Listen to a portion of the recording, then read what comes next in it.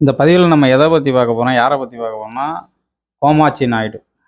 அதாவது திராவிடத்தில் உள்ள கோமாச்சி நாயுடு.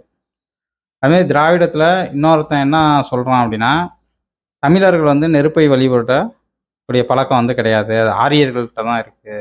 தமிழர்கள்ட்ட வந்து நெருப்பை வழிபட மாட்டார்கள், ஆரியர்கள் தான் நெருப்பு வந்து கடவுள் அப்படின்னு சொல்லிட்டு ஒரு பதிவில் சொல்கிறான்.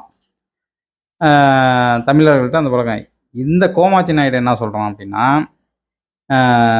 திராவிட நிலப்பரப்பில் எங்கெல்லாம் சூரிய ஒளிப்படுதோ அது எல்லாம் திராவிட நிலப்பரப்பு அப்படிங்கிறான். இங்கிட்ட ஒரு இது ரெண்டுமே திராவிடம் தான் சொல்கிறான், தமிழன் வந்து சொல்ல. இது ரெண்டுமே திராவிடம் தான் சொல்கிறான் அப்படின்ட்டு.